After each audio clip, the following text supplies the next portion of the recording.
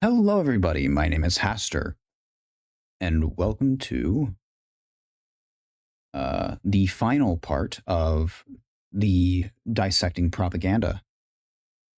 Today, we will be talking about Section F, Techniques of Maneuver. Speaking of these sections,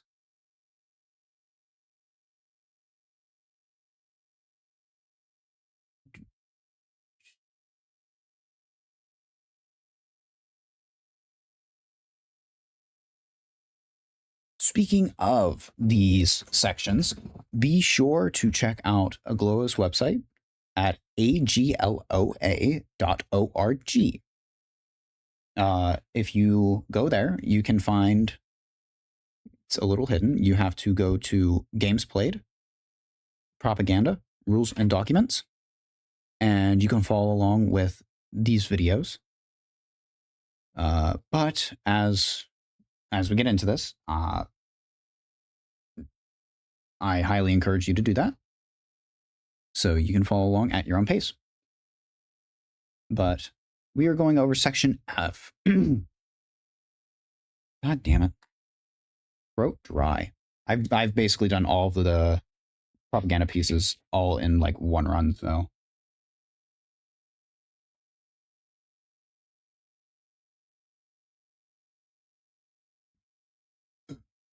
There we go. First things first. Section F is not unlike Section E in the sense that it is how you format your argument and how you present it, not necessarily why you're presenting it or like trying to target someone in the same way. Section F is kind of weird. This is how you maneuver the propaganda. And you'll notice that all of them kind of have a name. I don't think I wrote down Section A, unfortunately. Shame on me. But if you want to know what Section A is, Section A is available on the website, which you should go to. I'm not affiliated with them, by the way. But they do, in fact, have a lot of really good resources.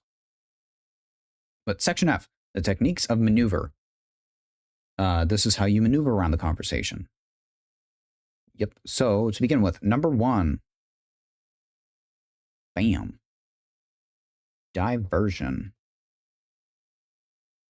So diversion is effectively me trying to bring up something completely unrelated. Right? A very good example of this is there's a Joe Rogan clip where it's a guy who says, if you own a gun, you gotta be retarded. Or something along those lines. And Joe Rogan just says, well, I value my life over someone who's trying to break in and take it, so I'm gonna shoot somebody. And the guy just kind of, you see that video of the raccoon?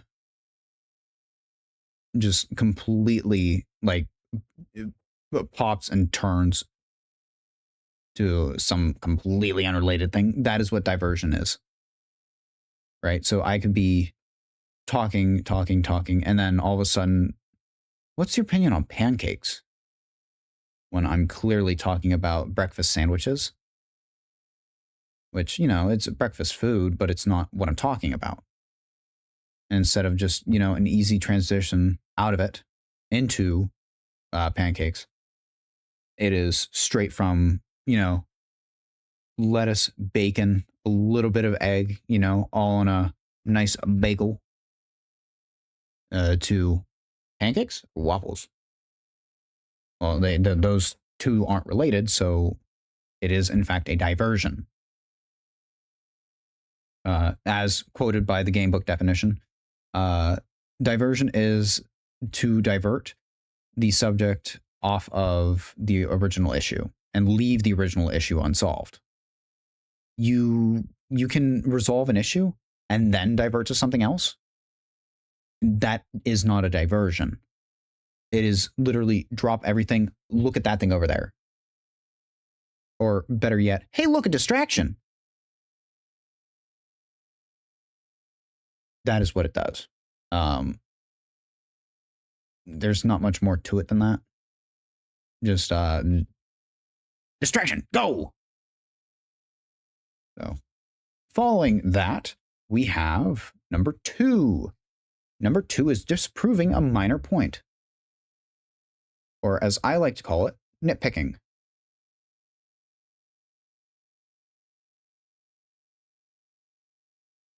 You're picking at nits. And I'm pretty sure there should be a K in there, but I don't know for sure. Because I think I'm thinking of knitting as in the act, not nits as in the thing that are in your hair. But disproving a minor point or nitpicking is, let's say I make one very large statement with multiple facets to it. Or, oh, here's an example. Where is it? Oh, I don't have it saved anymore. That's unfortunate. Well, so nitpicking. If I were to say, some chick walked up and smacked me. She had brown hair, brown eyes, thighs that could kill a man, and she was wearing a Dutch pink blouse. Well, is that really pink? No, that's yellow. What are you, an idiot? Well, Dutch pink is yellow, but you're trying to disprove a minor point. So by saying the blouse isn't the right color, it can't be this woman. Or like I cleaned my room, I cleaned the sink, I cleaned the bathroom, I washed the ceiling. A, B, C, and D. But you didn't clean the inside of the windows. You didn't clean the in between the panes, so technically you didn't clean the house. That is disproving a minor point or nitpicking. Following that, we have ad hominem. Now, ad hominem you will see in conjunction with some of Section C's stuff, specifically appearance and manner. Those two really go hand in hand with ad hominem because of how ad hominem works.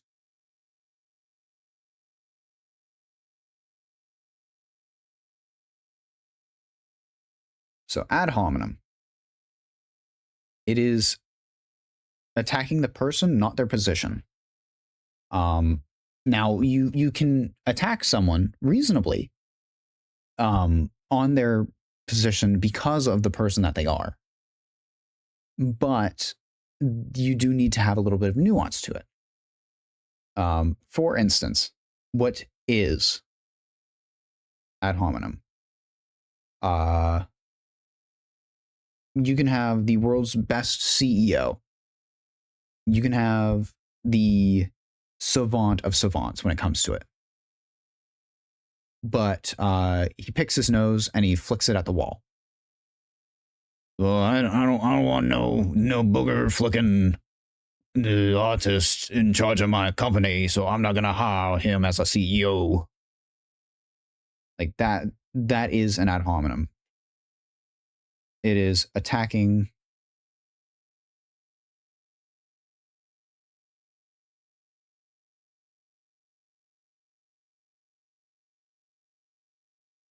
without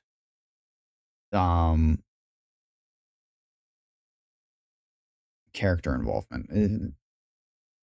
Hold on, let me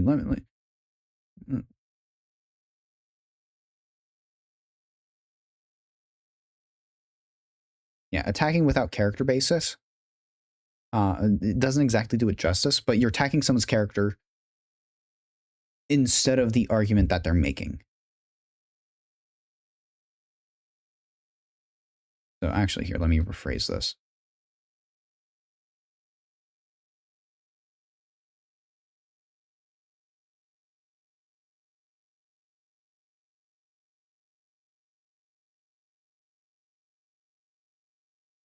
Now, that being said, if there is a reasonable, like, not an attack, but like I'm not going to listen to someone who shits and wipes his ass with his hand about, good hand hygiene. I'm not going to do it. Now, it's not an ad hominem attack because it directly affects how, what his position is and the stability of his position. Right?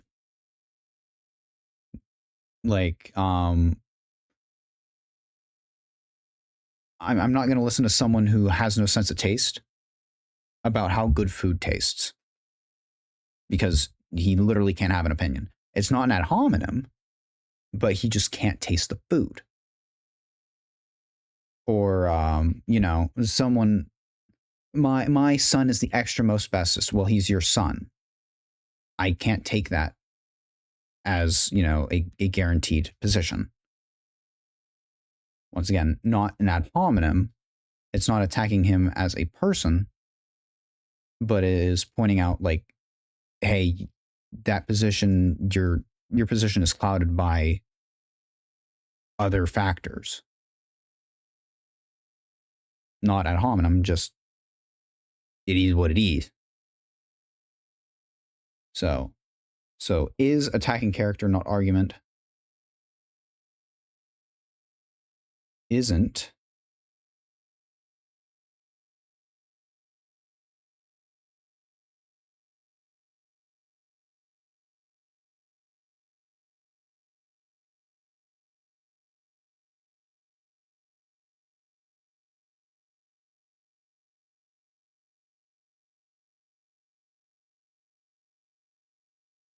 Yeah. Attacking a character because it conflicts with the argument is not really an ad hominem. As long as you keep it to what the argument is.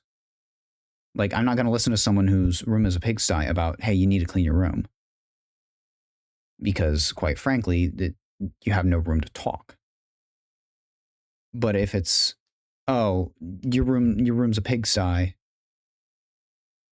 or I'm going to insult you based on something completely unrelated to the argument, when it's not really a factor, that's when it becomes an ad hominem. Right? It's the good old, the pretty people don't pretty people always say that everyone's beautiful, and the rich people say, oh, you don't need money. But it's the people who don't have those that truly understand their weight.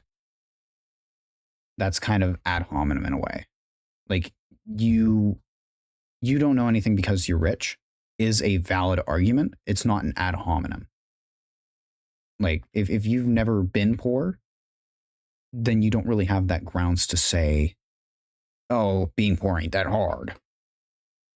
Same goes with, oh, everyone's beautiful. Well, if you've ever been ugly, you know that not everyone's beautiful. But that is ad hominem and a little bit of nuance to it. Following ad hominem, we have number 4, which is an appeal to ignorance. So this one you would think would be in section D by its name. It is not. Instead, it is here. And there is a reason for it. Pardon. And there is a good reason for it. Sorry, I just burped. Put me a little off track.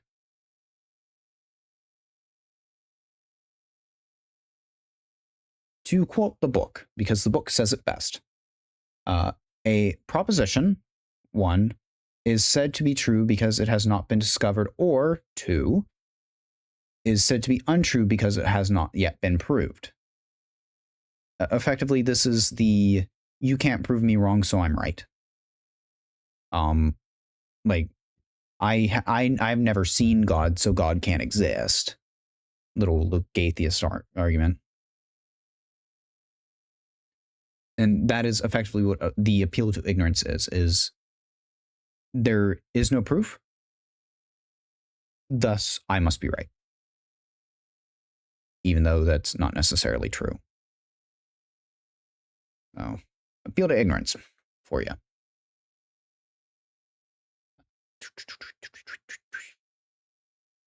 Oh yeah, there's another good example. Yeah, sure, there's life on other planets. You can't prove there's not. But that is appeal to ignorance. It's fairly simple once you understand it. Not to be confused with change my mind arguments. They are different. But following that, we have number 5, which is leading question or leading the question.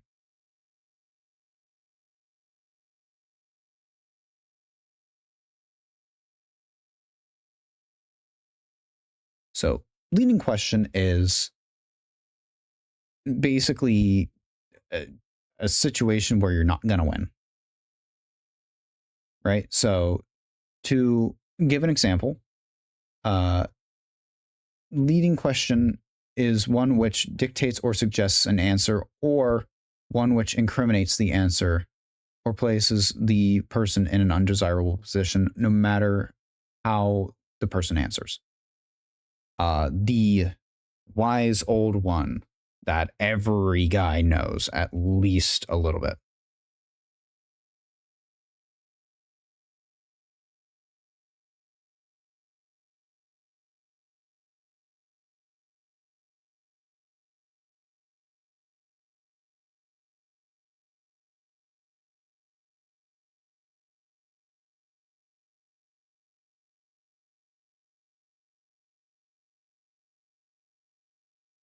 Right there.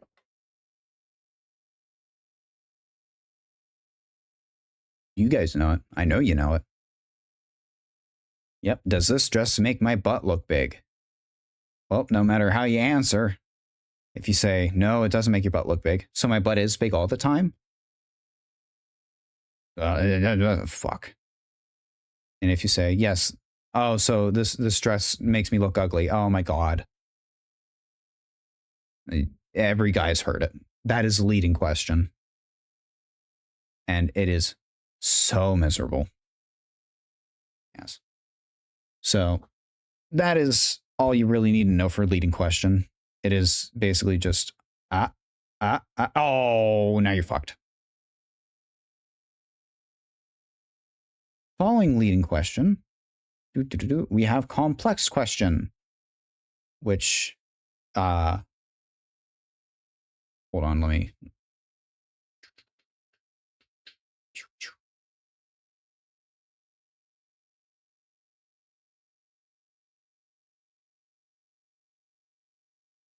Complex question. Complex question is effectively I have huge box of questions. I have A, B, C, D, dot, blah, blah, blah, questions. And I need you to answer one of two things. Yes or no. Good luck with that. Because I can give you, this kind of goes back into leading question in a way, but it isn't trying to get you stuck, but it will force out 9 times out of 10 a position that you don't fully agree with. Right? So, like, for instance, pro-choice or pro-life. Now, there's a lot that goes into being either side. So you can't just like say necessarily A or B, but you are stuck to an A or B. That's what complex question is. And why I kind of equated it to leading question. You were basically stuck with an A or B answer. And no matter what, it's not going to fully answer the statement, or it's not going to fully answer the question that you want it to answer. But following complex question we are now at, oh, there we are. Inconsequent argument. So hold on, let me write this down, and I will just read it because it does it very well. So the inconsequent argument is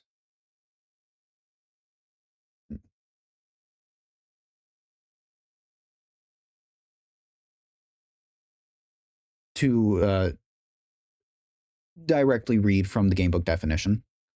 The arguer proves or establishes something, but not what he said he would prove.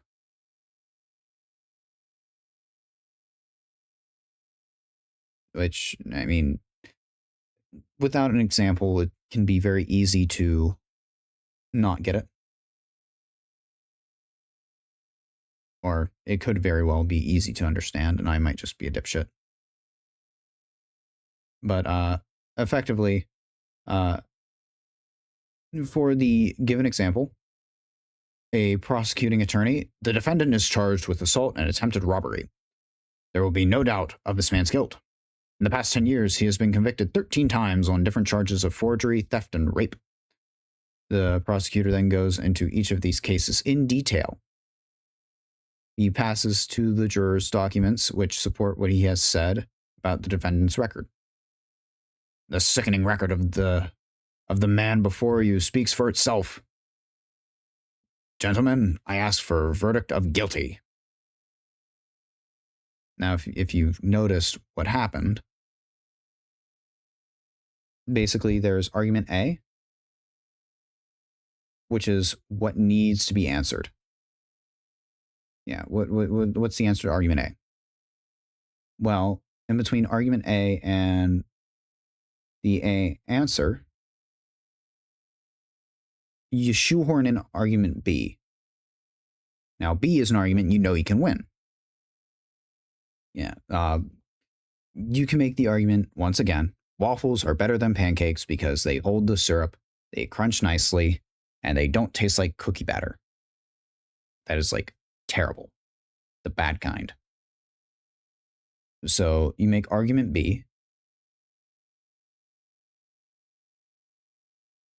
and you answer argument B. And argument B basically tries to shoehorn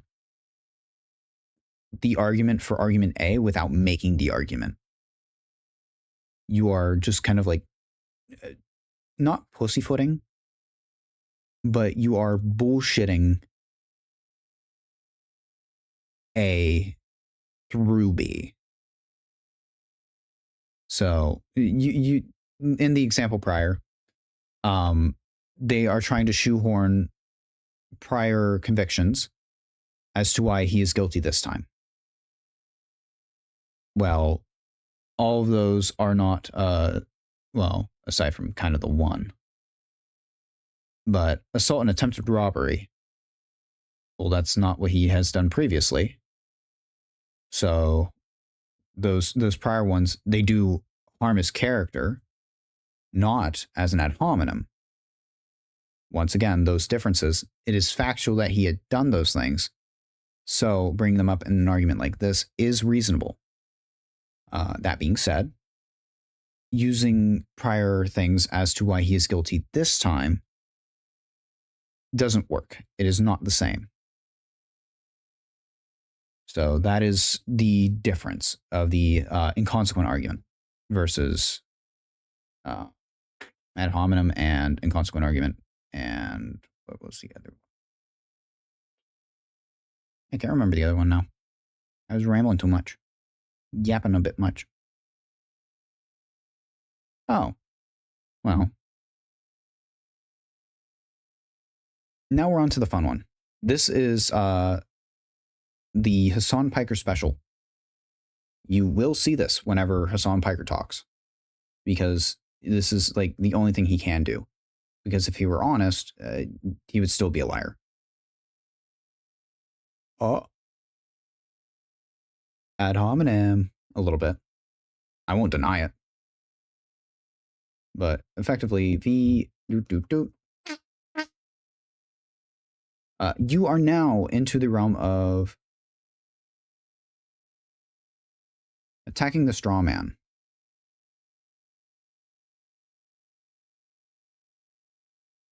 So, what happens when you attack a straw man? Well, you're punching a scarecrow. You're not really doing any damage, but it looks like you're doing a lot. So, as defined by the game book, because the game book does it well, your opponent either 1. Restates your position falsely, or 2. Exaggerates the consequences that may follow from your position. More often than not, wow, that was weird. More often than not, you will see people falsely restate your position. For instance, you can see it on Asmongold's YouTube channel. Recently, Hassan Piker kind of went on a melty and hopped onto Asmon's stream, and you can clearly watch as Hassan kind of says something stupid, gets called out, and then he like spurgs and attacks Strawman, and then he goes with I think 1 ad hom in a minute. Oh no, he tries a very loose ad hominem, basically calling Asmon a coward because he's only doing this in his chat. Which, I mean, Asmon's offered, I believe, prior to have a conversation, but that's that. And we're not talking about that right now. But by attacking a straw man, what does it mean to relay a position falsely? Well, I will use a pro-life argument, all right? I personally believe that life, the vast majority of it, is precious. Especially innocent life, baby life. Now, granted, you can change the argument for adults, because not all adults are precious. But people who are dishonest or don't ask will often say, oh, because I am pro-life, that I must be pro this.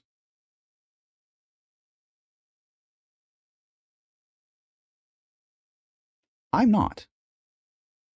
I am not. No matter what someone says, I will never be. Now, if someone is strong enough, and it takes a very strong person to do this, that was a very terrible circle. But if someone is strong enough to do this, I will have mad respect. I will never speak ill of someone who has done this. But this does not define my position. I am not forced this.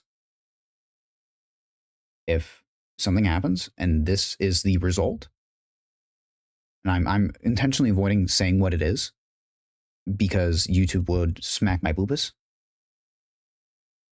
but I'm not pro this by any stretch of the word. But someone who is being disingenuous about my position, instead of asking what my position is, will immediately say, because I am pro-life, I must be this. That is intentionally misrepresenting my position and then attacking that misrepresentation. You will always see this, and I do mean always. I've yet, well, okay. There we go. There's prejudice. There it is, me falling for my own propaganda. But I have yet to see an honest to God representation by someone like Hassan about what people believe. Because any time that he asks, from what I have seen, he always goes into a misconstruction and then he spurgs out about it. And it just boils the blood, you know. But don't worry. No more blood boiling for this one. Because now we are going on to the next one. We're going on to number 9. Number 9 is victory by... Why did I put the dot before it?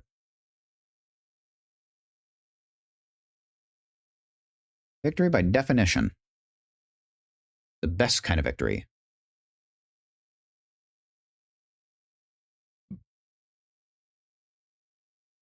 And it's literally the communism doesn't work. How retards, and I do mean retards, because it doesn't work no matter where it's done. Communism, they will always make the argument that, oh, well, that's not true communism. I mean, motherfucker, you followed the exact same recipe. No matter what oven you put it in, it burns the house down. Maybe there's something wrong with the recipe. It just looks good on paper. But, you know, the gasoline to help it cook faster doesn't help. But effectively, it is, I hold loosey-goosey position. It's the almost an I am rubber, you are glue sort of thing, but not exactly. It's more so I'm the greased up deaf guy, and you're also greased up, but you're not deaf. So the example that is given in the Aglow website is communism cannot help but work. And someone rebutting with, but look at Russia. It's a mess over there. Well, that's not real communism. Sorry, dogs are raising hell. Well, yeah, it's not real communism. Okay, well, what about China? China has communism and it's not working there either. Well, that's not real communism either. It is quite literally just, I'm going to shift the vague meaning of what I'm talking about, and you are not going to win because you will never be able to meet the vague definition.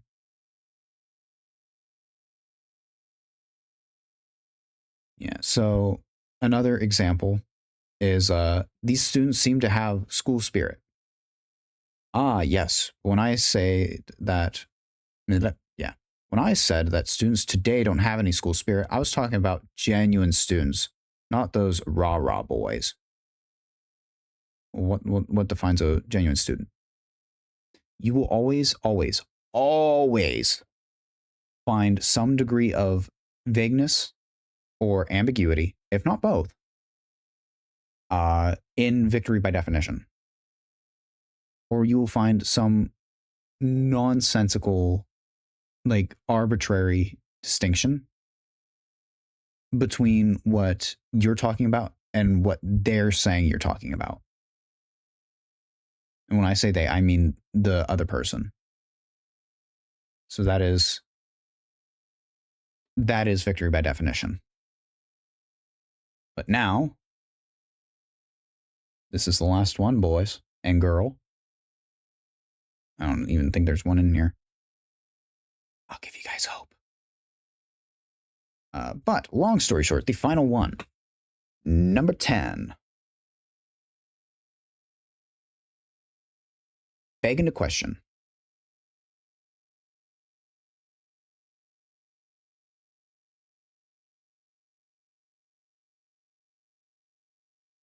So begging the question is effectively, which came first, the chicken or the egg? Assuming that there are two true, but there's no real way to prove them yet, necessarily, conclusions. Thus, the two must be true because of the other. It is literally, well, which came first, the chicken or the egg? Well, the egg came from the chicken, so it had to be the chicken. But what about the chicken? Where'd the chicken come from? Well, it had to come from the egg, so the egg had to be first. And you'll just go in circles. Begging the question is also known as circular argument. Right? So you can say,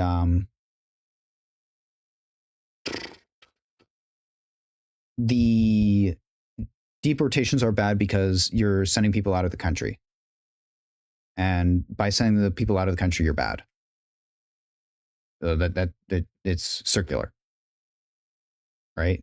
Because bad, I send people out. Because I send people out, I'm bad.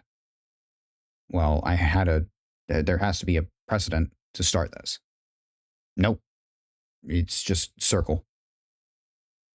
So that is a very simple understanding of begging the question. Anyway, sorry about that. I don't remember where I was with begging the question. So, long story short, begging the question is a circular because A so B and because B so A. So, not all forms are because A is true and thus B is true when B is true and thus A is true. Sometimes it can be a little bit more than that. Like, because A is false, B is true, and because B is true, A is false. But then that's also getting into kind of some other form, because sometimes it's right, and other times it's just not. Uh, it's something that you kind of see over time. Like you get more acquainted with it as you can see it. But that's kind of all I have to say about begging the question. And that, ladies and gentlemen, is the last one. That is the final one of section F. This is the final part of the Dissecting Propaganda, the, setting the baseline series. If you would like to review anything, you can always look at the videos. Or you can go to agloa.org and find the propaganda rules and documentation, and you can look it up and study it yourself. Anyway, that'll be it. See ya.